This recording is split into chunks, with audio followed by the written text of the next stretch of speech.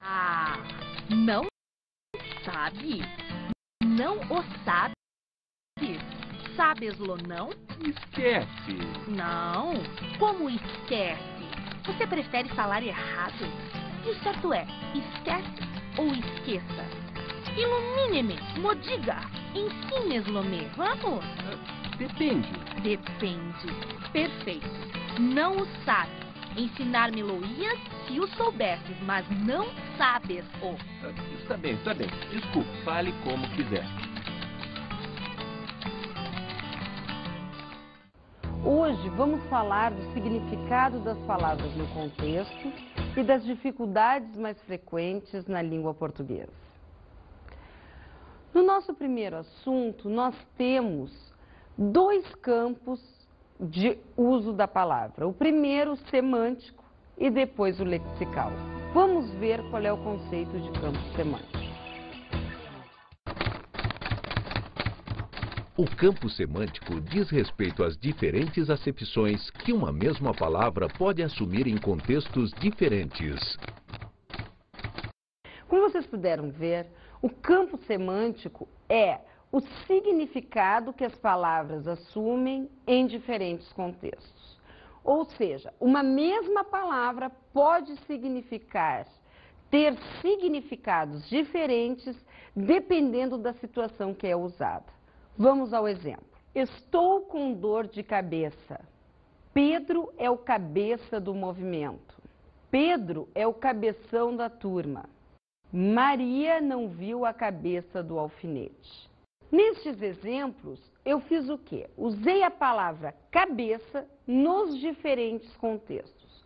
O primeiro sentido de cabeça é como uma parte do corpo, né? Essa região.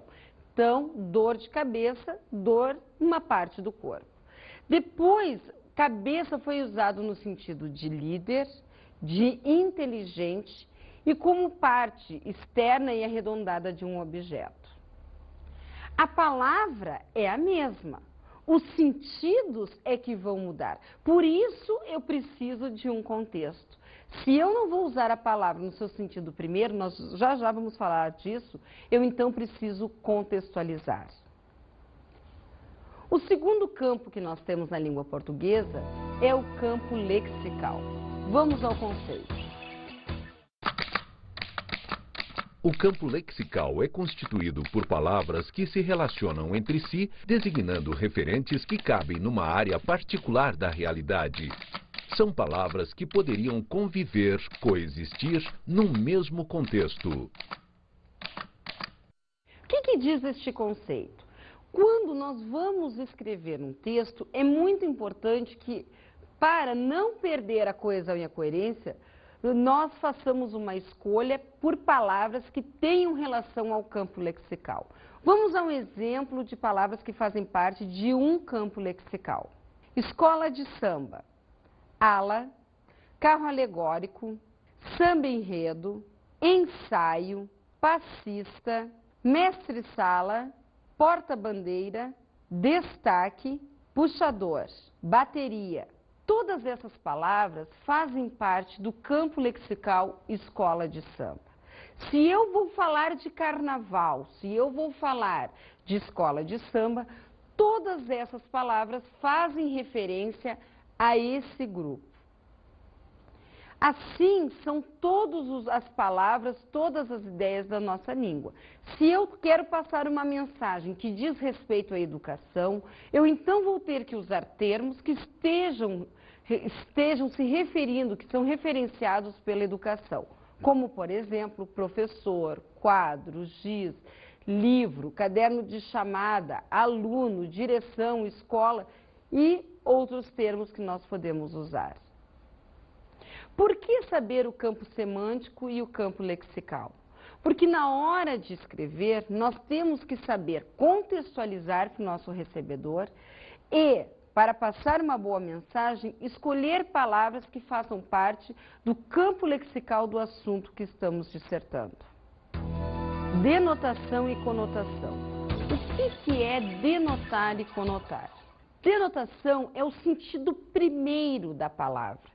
Quando nós vamos no dicionário consultar o sentido das palavras, é aquele que aparece com o número 1. É aquele o sentido denotativo. Vamos a um exemplo.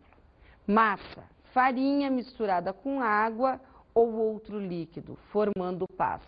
Este é o sentido primeiro da palavra massa. No entanto, se vocês forem a um dicionário consultar o Michaelis, Aurélio, o Wise e tantos outros que nós temos na nossa língua portuguesa, vocês vão ver que essa palavra assume vários outros sentidos.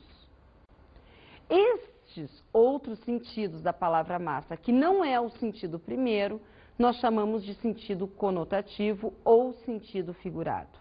Vamos a um exemplo de sentido figurado da palavra massa. Massa igual a povo, população. Então, eu preciso saber de que sentido eu estou tratando, então eu contextualizo. No primeiro caso, no sentido denotativo, eu posso dizer, fui a um restaurante italiano e comi uma massa deliciosa. Essa massa é o sentido denotativo, é o sentido primeiro. No outro exemplo, eu posso dizer, fui à partida de futebol e a massa estava agitadíssima. Massa no sentido de quê? De um grande número de torcedores, de povo, de população, de um grande aglomerado de pessoas. Também teve um tempo atrás uma gíria com a palavra massa, que o fulano ele era massa, ele era legal.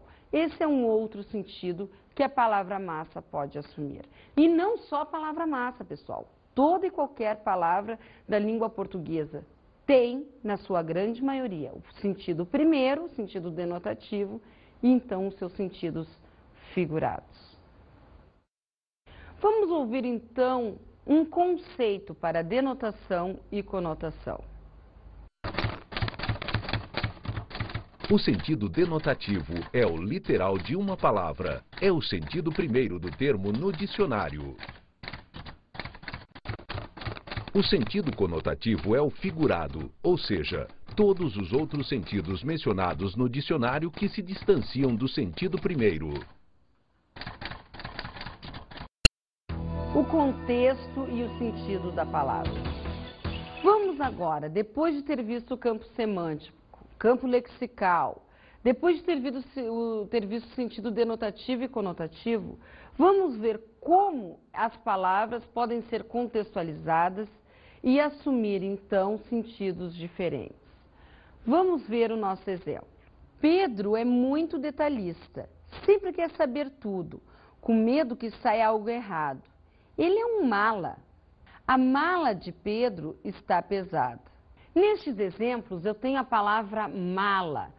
No primeiro exemplo, com sentido figurado. No segundo exemplo, com sentido denotativo. O que aconteceu se vocês olharem os exemplos? No primeiro, eu precisei contextualizar a palavra. Por quê? Porque ela não está no seu sentido primeiro, aquele sentido que todo o falante nativo da língua portuguesa partilha.